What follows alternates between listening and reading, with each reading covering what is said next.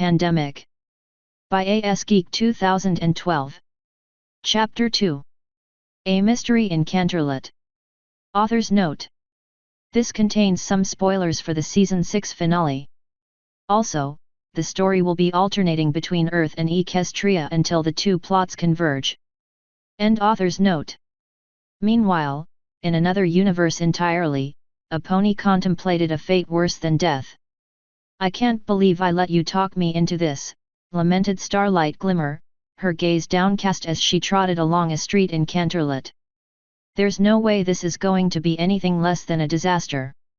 "Really, Starlight, you're worried over nothing," said Twilight Sparkle with a smile as she kept pace with her friend and student. "This isn't like trying to do a difficult friendship lesson or going up against Queen Chrysalis again." Starlight's head whipped up, her eyes wide and shimmering. "No, it's far worse. It's high tea with Princess Celestia." "Honestly, darling, you should listen to Twilight," said Rarity, who trotted along on Twilight's other side. "The princess is nothing but a delight to be around." "And it's not like you haven't met her before," said Twilight. "You helped rescue her from Chrysalis. She had nothing but good words to say about you." "Well, yes, at the time," said Starlight. "And she had more important things to worry about, like opening relations with the new Changeling King. What if she's just biding her time to call me on the carpet for everything else I've done?" "But you've done nothing to," Rarity began. "Oh, right, stealing the cutie marks of the elements of harmony is nothing. Conjuring random alternate timelines is nothing. Mind controlling those same elements during a botched solution to a friendship problem is nothing. I meant lately, dear." "Starlight, Princess Celestia knows everything you've done," Twilight declared. "She's trusted me to decide what should become of you. She never doubted me taking you on as a student. If she had issue with it, she would have said something by now." Starlight lifted her head and gave the palace ahead a wary look. "I really hope you're right about that." Rarity chuckled.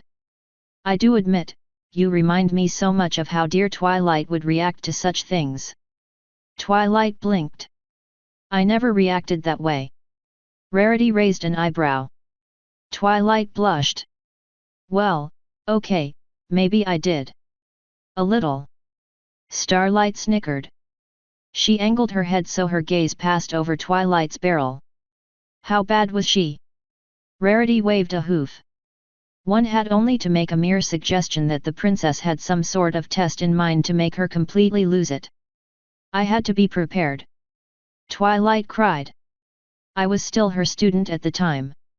Even in such mundane matters as writing equipment, she went a bit overboard. I mean, really, 3 sets of normal quills, 4 lucky quills, and 16 emergency backup quills. And each one was cross-indexed according to what mishap caused me to have to use them," said Twilight. "In case the residual magical resonance of the accident affected the writing surface such that it became sensitized to what kind of spells were written with the quill prior to." Her words were drowned out by laughter from Starlight and Rarity. Twilight managed a small smile but blushed harder. "Apologies for the laugh at your expense," said Rarity. "It's fine," Twilight said, her smile widening. "But I guess I see your point." "Hearing that story did help a bit," said Starlight. "In fact, it would be great if Rarity would come along with us."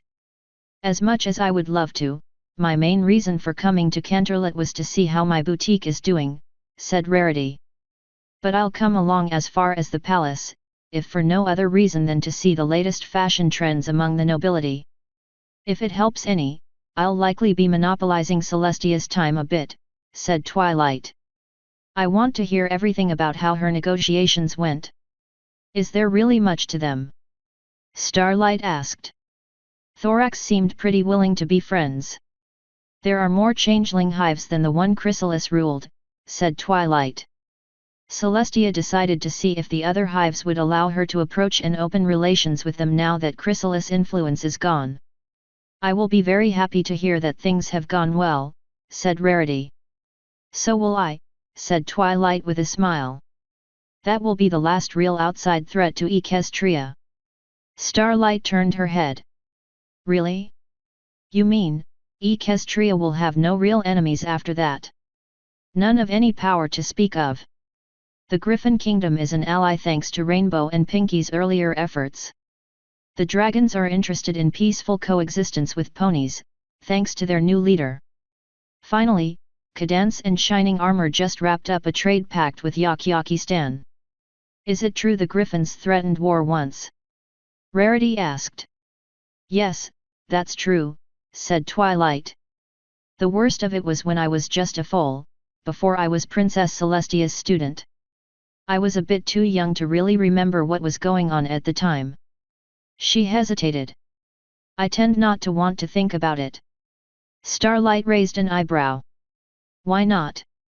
It brings back bad memories. But I don't understand, said Rarity. You just said you were too young to remember it. Twilight sighed. Yes, but I did a paper on it once and I got a bad grade. Starlight smirked. You? Get a bad grade? I know. Don't rub it in. Rarity gave Twilight a suspicious look. How bad was this bad grade? Twilight shivered hard. A-, she whispered. Starlight and Rarity gave her a deadpan look. Twilight swung her gaze between them. What? Rarity smiled. Nothing, dear. Starlight grinned. You know what? I'm just not as worried about this high tea anymore. Twilight smiled. Well, good, I knew you'd come around eventually. Rarity and Starlight looked at each other over Twilight's barrel and winked. Asterisk. Some of Starlight's resolve wavered as they trotted the wide hallways inside the palace, armed Pegasus guards lining each side, their eyes tracking her carefully. Starlight looked down at her hooves and muttered, why do hoof steps always echo ominously in places like this? What was that, Starlight? Twilight asked. Oh, nothing, said Starlight as the doors to Celestia's day court loomed ahead. You sure she won't be busy or something? Maybe we should come back later. Twilight chuckled. Princess Celestia set this up herself. She would be sure to clear her calendar. Twilight pointed. See? No more nobles waiting their turn. The last one is probably finishing up now. Starlight nervously waved a hoof. Oh, well, then, maybe this noble has a long and complicated agenda, and he'll take ages to.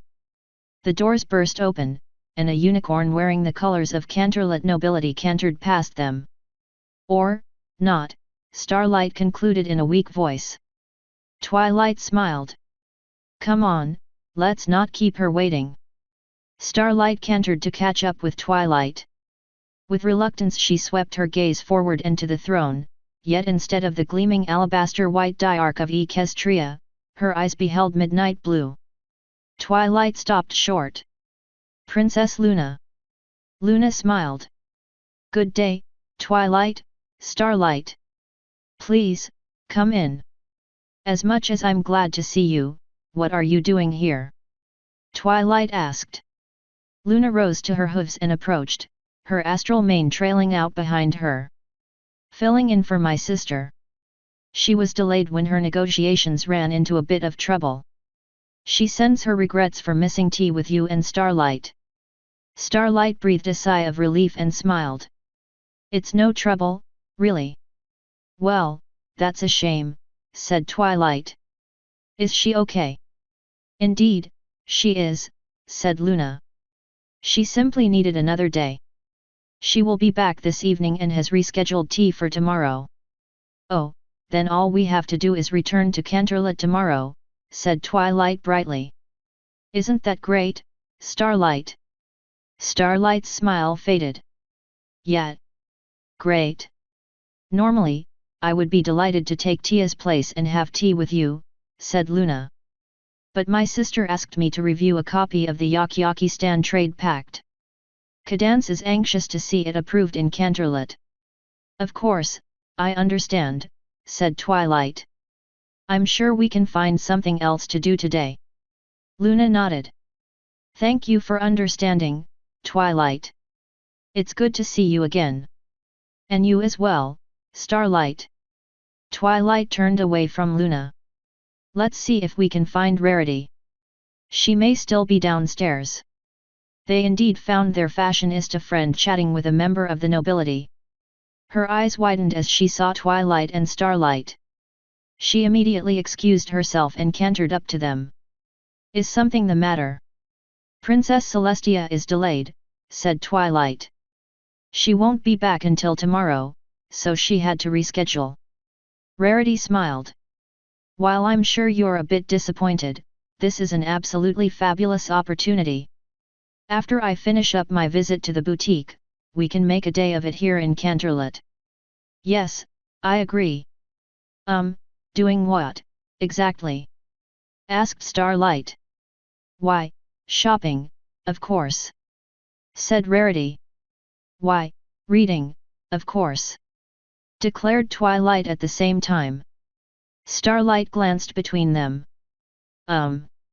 Rarity turned to Twilight. Did I hear you right? Reading. This would be a perfect time to visit the Canterlot archives, said Twilight with a smile. Rarity face hoofed. One does not come to Canterlot of all places to spend one's time with dusty old books. Those books are not dusty. The curator there maintains them very well. Darling, you're missing the point. But I could show Starlight the complete history behind the whole high tea ceremony, said Twilight. Ceremony? Starlight said. When it used to be an excuse for a behind closed doors highly charged political debate. Starlight's eyes widened. Or back before that, when sometimes it was used to judge and decide sentence on those committing certain crimes against the state that. What? Cried Starlight. Or before that, when it was used to decide the fate of. You know what? Starlight declared. Shopping it is. Twilight's ears drooped as she uttered a long sigh. Rarity chuckled and stepped alongside Twilight.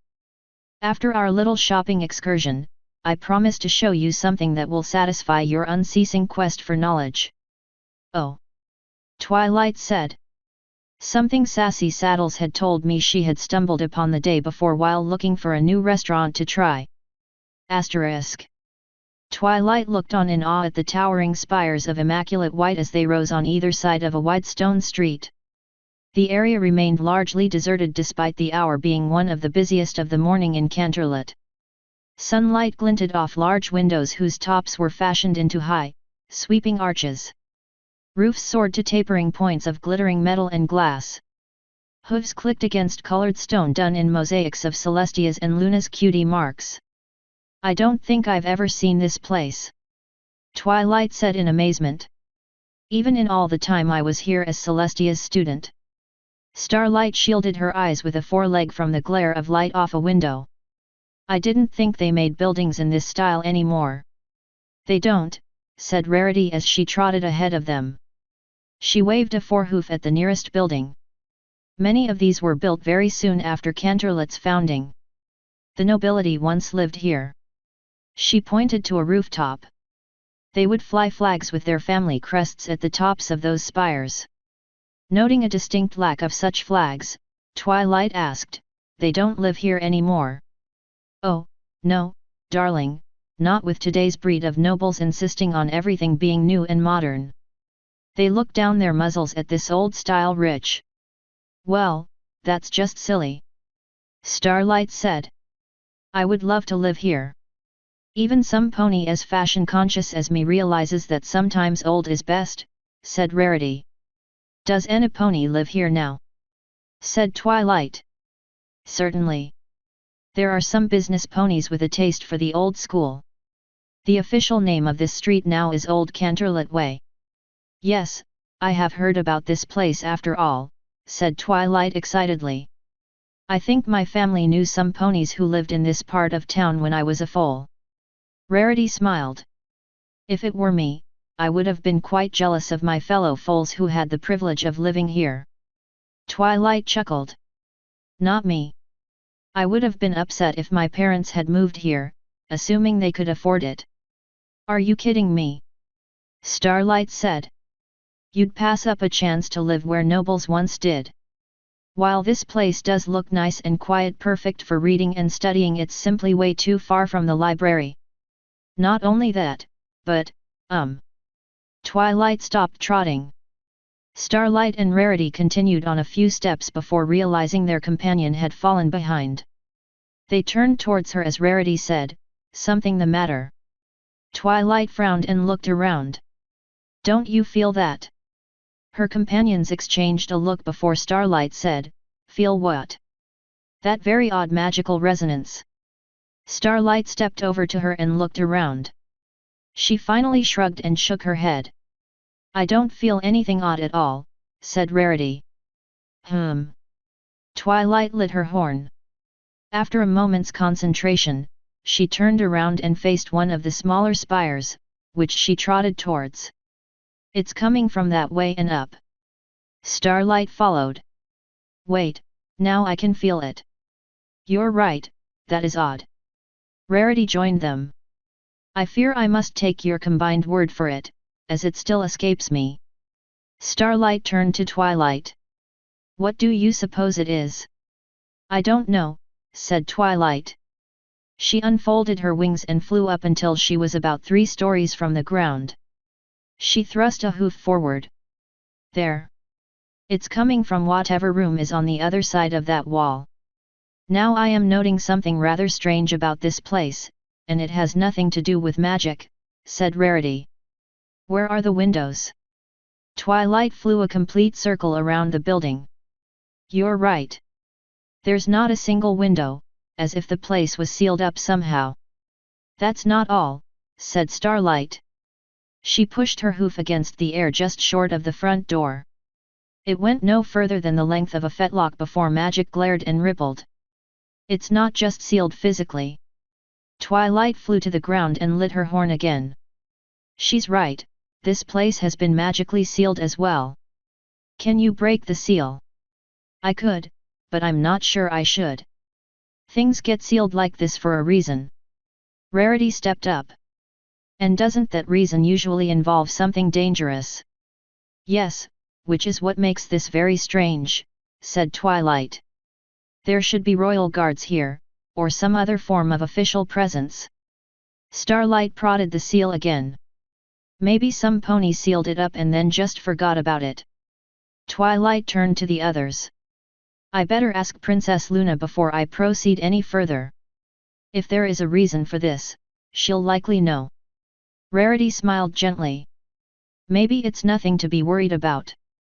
"Normally I'd agree with you if I could identify the magic I'm sensing," said Twilight. "Where it's completely foreign to me, I'm a little worried. Could Discord be up to his usual shenanigans?" "I doubt it. I know chaos magic when I see it, and this isn't it." Twilight glanced down the street. "We should go back to the palace and see what we can find out." "I'll take a rain check on that," said Rarity. "I still have a few things I want to finish up at the boutique." "I'll come along," said Starlight. Twilight smiled. "Thanks. Let's go." ***. Princess Luna paced the width of the throne room, looking thoughtful. "Old Canterlot Way, you said?" "Yes, house number 58, said Twilight. "I cannot recall that address off the top of my head," said Luna. "But then again, if that place was sealed before I returned from the moon, I would not be privy to it." "Surely there has to be some sort of record about it," Starlight suggested. Luna turned to face them. "That is exactly what I was thinking. My sister is a stickler for detail, especially concerning things such as this. So you don't think it's likely some pony simply forgot about it?" said Twilight. Luna trotted forward and bid them to follow. "Very unlikely." Her horn glowed, and the doors to the throne room opened. The guards to either side bowed as she passed. "But we'll soon find out, as anything of this nature would be recorded in the Public Works section of the Royal Archive." "Royal Archive?" Starlight asked. It's a special section of the General Canterlot archives, said Twilight. Concerned mainly with the day-to-day functioning of government. Luna nudged open a set of tall gleaming metal gates with her magic, her hooves soon echoing against shiny tile in the subdued light. On either side, huge bookcases rose from floor to ceiling, and the aroma of old paper and cloth bindings hung heavy in the air. Twilight smiled as she took a deep breath. Ah, this brings back so many memories. Starlight smirked. To me, it just smells musty in here, but, whatever. Master Archivist. Luna's voice rang out, but silence was the only response. She sighed and shook her head. While Master Wordy Scroll is an excellent archivist, he is getting on in years and sometimes forgets to put on his hearing aid. I suggest you cover your ears. Starlight blinked. Cover my ears? Why? Master Archivist. Thou hast visitors in need of assistance. Thy timely arrival would be most appreciated by us. Starlight quivered with her forelegs crossed tight over her head until the floor stopped shaking in the wake of the royal Canterlot voice. Twilight hid a smile behind her hoof. The sound of galloping hooves approached, and soon a somewhat wrinkled old unicorn stallion with a brown coat and graying mane and tail skidded to a halt, both the hearing horn strapped to his head and his thick glasses almost tumbling to the floor. Age spots were scattered about his cutie mark, that of a long scroll completely filled with writing. Yes, yes. Terribly sorry, Your Highness. I was simply cataloging. Yes, that's it. Starlight planted a hoof to her muzzle to suppress a giggle. Wordy Scroll's horn glowed, and he pushed his glasses up his muzzle. He gasped in delight. Oh, my, is that little Twily? Twilight chuckled as she stepped forward. Not so little anymore, but yes, it's me. I had no idea you had been promoted to Master Archivist. I'm very happy for you. Wordy beamed.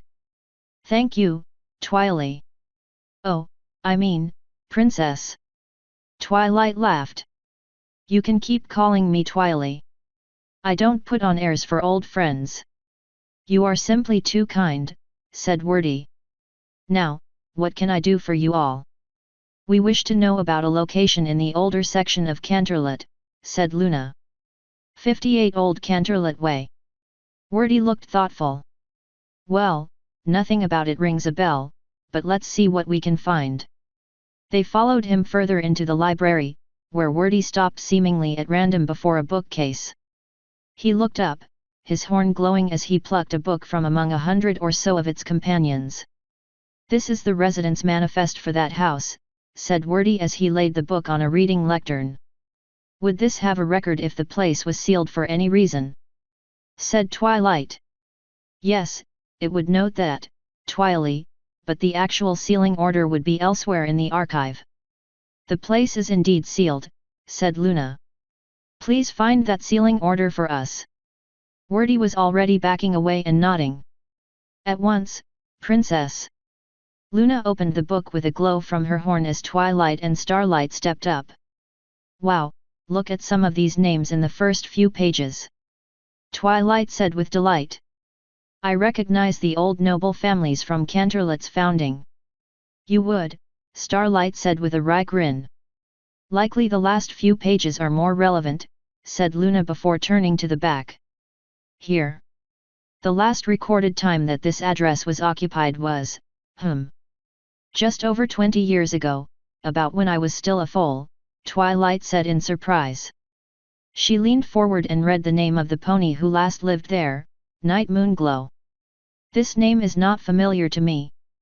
Starlight stepped up and read the name. Me, neither, but I'm not as up on Canterlot history as you are. But there's no record of it being sealed, Twilight said. Luna frowned and turned a page back. Nor for the previous resident. Or before that. They glanced to the side as less eager hoofsteps approached and a glum Wordy appeared. I'm terribly sorry, Princess, but I cannot find any sort of order for a seal on that residence. Luna raised an eyebrow. Are you certain? Positive, Princess. Could it have been misfiled? Wordy frowned.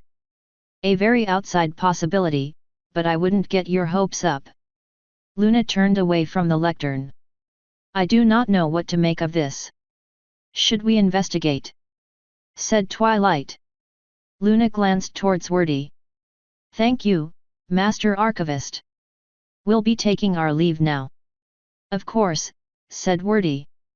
Sorry I couldn't be of more assistance. It's fine, Wordy, said Twilight with a soft smile. I'll come back to visit soon and we can talk more. Wordy smiled. I'd like that, Twily, thank you. I would hold off on doing anything just yet, said Luna as they entered the hallway. Let me speak to my sister when she returns this evening. If Enipone would know about it, she would. If not, I am sure she will be happy to let you get to the bottom of this. Asterisk. Looks like Rarity already left for the train station, said Starlight as she and Twilight stepped out of the Canterlot boutique. It's too bad we have to head home, said Twilight. She sighed and glanced up at the sun. I really wish we could stay until Celestia is back and can give us the go-ahead. Starlight smiled. Hey, I'm interested too. I want in on this. Of course. You think I would leave my student out of it? Starlight flicked her eyes to the side. Well, you did seem to be going heavy on the friendship lessons and light on the magic lately. This sounds like something I can really tear into. Starlight chuckled. So to speak. Twilight smiled. I'm actually a bit eager myself for something interesting to investigate. I wonder if we should start with that last name on the residence roster, Night Moonglow. Starlight tilted her head. You mean Night Moonshine? No, it was definitely Moonglow. Starlight frowned. No, it wasn't. It was Moonshine. Twilight chuckled. Now, Starlight, no offense, but I have a very good head for detail, especially considering my years of learning, and I tell you it was Moonglow. I don't care what kind of head you have, it was still Moonshine, Starlight declared. You're not going to let this go, are you? Starlight rolled her eyes. You're right, it's not that important. Never mind. Except you still think I'm wrong. Well, yeah, because you are. But I'm not. Twilight, it doesn't matter. Said Starlight. I can't stand the idea that you think I'm wrong. Twilight abruptly turned away and cantered towards the palace. Let's go. Hey. Starlight galloped to catch up. Where are we going? Back to the archives. I'm going to prove this to you. But we'll miss the train. I'll teleport us to the station. Twilight cried. Now, come on. Starlight sighed and shook her head. Whatever. Asterisk. Twilight stood at the lectern, her mouth dropped open, her pupils shrunk as she stared at the book before her. But, how? Starlight gave her teacher a satisfied smirk as she leaned a foreleg on the lectern and propped her head up with a hoof. She reached over with her other forehoof and tapped the page. So what does it say there, a learned one? Twilight closed her mouth and frowned. Night Moonshine. As I had said. Twilight whipped her head towards her student. But that's not what it said before. Oh, come on, Twilight. Just admit that you're wrong and I'm right. Twilight turned away from the book. I agree that you're right and that Moonshine is what the book says now. But I'm positive it said Moonglow when I first read it. So you're saying someone edited the book in the 2 seconds it took between when you read it and I did? With a properly crafted spell, yes, that's possible. Well, do you detect any magic like that on the book? Twilight looked back to the book. Her horn glowed, and she soon uttered a long sigh. No. And why would Enipone do something like that in the first place? Said Starlight. For the same reason there's no record of that building being sealed, to hide something. Starlight glanced at the book and closed it with a nudge of magic. Well, we're not going to find anything here. We ought to head back to Ponyville and wait for word from Princess Celestia. I suppose you're right, said Twilight. In a more contrite tone she said, I apologize, Starlight, for doubting you. Starlight turned away from the lectern, her forehooves clopping to the floor. It's all right. Just promise me that we'll work on this together, okay? Twilight smiled. Of course. I wouldn't have it any other way. Asterisk. Princess Celestia paused with the fork levitated halfway to her mouth. Outside, the moon hung low over the horizon, having just been raised by her sister. Finally, she slowly put down the fork, the morsel of dinner untouched. Already, Luna had tilted her head at her sister's reaction, watching her carefully across the dining table. Is something the matter, Tia? No, Celestia said in a quiet voice. I was merely thinking. So you know of this address? Celestia hesitated and glanced away for a moment. I do. Luna nodded. When nothing more was forthcoming, she prompted, And it's nothing for you to concern yourself with. Luna blinked. Well. That was unexpected. Celestia managed a small smile, but her sister knew her well enough to tell it was forced. Let me rephrase, please. It concerns something which happened while you were indisposed on the moon. Therefore, I don't believe you need to be worried about it. Twilight is worried about it, said Luna. Celestia sighed, and her smile turned wistful. Yes, she would be. I can assure you both that it is fully under control and needs no further investigation. So you do know why this residence was sealed? Yes. Another silence. Luna sighed. And Celestia picked up her fork again in her magic. And there's nothing more to say on the matter. Except, perhaps, to explain to your own sister what this is all about. Celestia paused to chew her bite of dinner, perhaps excessively as the tension hung in the air between them. It's not something I'm prepared to discuss at the moment. So you will eventually tell me? Luna said hopefully. I will. I just need to make a few discreet inquiries first. Luna slowly nodded. Twilight was concerned about the kind of energy she had detected. Celestia hesitated before saying in a wary voice, did she identify those energies? No, and that was her concern. Luna frowned. Frankly, it is my concern as well. Twilight may be an alicorn and extremely well versed in magic, but there are still things she does not know, Celestia declared. And sometimes they are things that ought not to be known. I doubt that will sit well with her. Nevertheless, it is as things are, said Celestia.